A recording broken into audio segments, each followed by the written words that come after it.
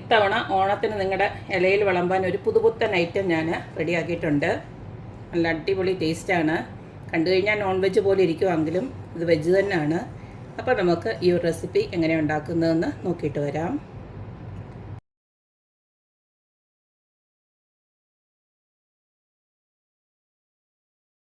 Onam special നേന്ത്രക്ക വെച്ചിട്ടൊരു special item ഉണ്ടാക്കാനായിട്ട് ഇതുപോലെ 2 പച്ച നേന്ത്രക്ക എടുത്തിട്ടുണ്ട്. നിങ്ങളുടെ പറമ്പിലുണ്ടാവുന്നതാണെങ്കിൽ ഇതിൻ്റെ തൊലിയൊന്നും ചെത്തിക്കളയേണ്ട കാര്യമൊന്നുമില്ല. ഞാനിപ്പോൾ ജസ്റ്റ് ഒന്ന് എൻ്റെ പുറംതൊലി ചെറുതായിട്ടൊന്ന് ഇതുപോൽക്കൊന്ന് പേരിനൊന്ന് ഇതുപോൽക്ക് ഒന്ന് മാറ്റി കൊടുക്കുന്നുണ്ട്. അപ്പോൾ ഇതുപോലെ ഞാൻ തൊലിയൊക്കെ ചെത്തി ഇതുപോൽക്കൊന്നുകൂടെ ഒന്ന് കഴുകി എടുത്തിട്ടുണ്ട്. ഇങ്ങനെ ഇത് കട്ട് ചെയ്യുന്നത് ഇതുപോൽക്ക് ഇച്ചിരി ഒന്ന് കനം കുറച്ച് ഇതുപോൽക്കൊന്ന് കട്ട് ചെയ്തെടുക്കണം.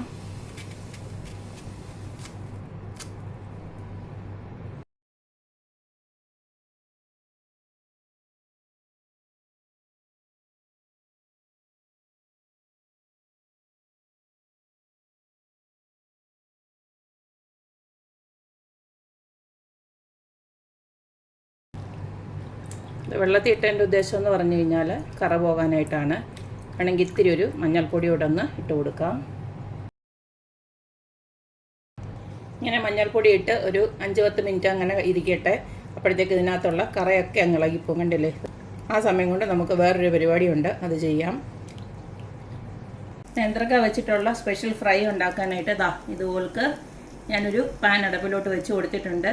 തീ നല്ല കുറച്ച് വെച്ചതിന് ശേഷം നമുക്കിതിലേക്ക് കുറച്ച് വെളിച്ചെണ്ണ ഒഴിച്ചു കൊടുക്കാം. വെളിച്ചെണ്ണ അല്ലെങ്കിൽ നിങ്ങൾക്ക് സൺഫ്ലവർ വേണമെങ്കിലും ഉപയോഗിക്കാം, പക്ഷേ വെളിച്ചെണ്ണ ഒഴിച്ചു കൊടുക്കുന്നതാണ് ടേസ്റ്റ്.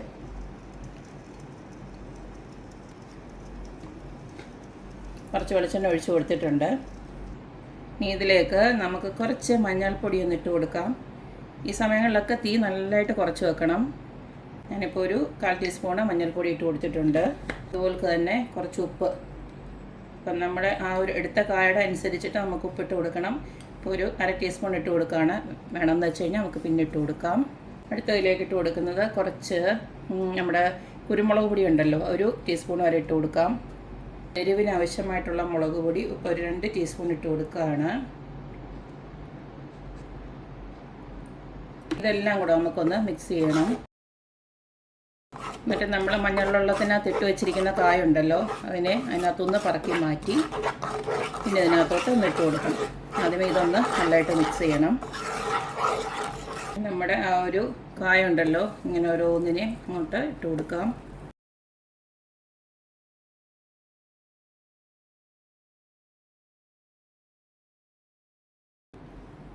ഇനി എല്ലാം കൂടെ നമുക്കൊന്ന് മിക്സ് ചെയ്തെടുക്കാം.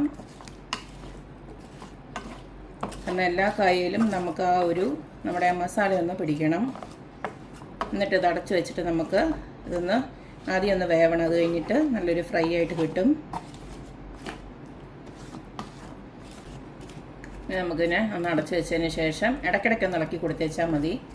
ചെറിയ രീതിയിൽ ആദ്യം ഒന്ന് വേവട്ടെ. അത് കഴിഞ്ഞ് നമുക്കിതിനെ ഫ്രൈ ആയിട്ട് നമുക്കെടുക്കാം.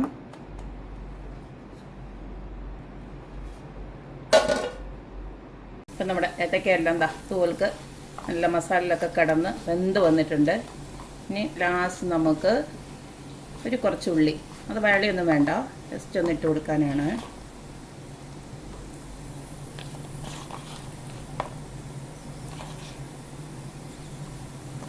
ഇതിട്ട് ഇളക്കി നമുക്ക് സ്റ്റൗ ഓഫ് ചെയ്യാം. നല്ല ടേസ്റ്റാണ്. ഇതുവരെ നിങ്ങൾ ആരും ഇതുപോലൊക്കെ ഉണ്ടാക്കി നോക്കിയിട്ടില്ലെങ്കിൽ നല്ല അടിപൊളി ടേസ്റ്റാണ്. ഇതൊന്ന് ഉണ്ടാക്കി നോക്കണം. ഇത്രയേ ഉള്ളൂ. കണ്ടു കഴിഞ്ഞാൽ നമ്മുടെ ചെറിയ ചെറിയ മീൻ ഫ്രൈ ചെയ്ത് വെച്ചേക്കുന്ന പോലെ തന്നെ ഉണ്ട്. നല്ല രുചിയുമാണ്. പിന്നെ അത്യാവശ്യം ഒരു എരിവുണ്ട് താനും.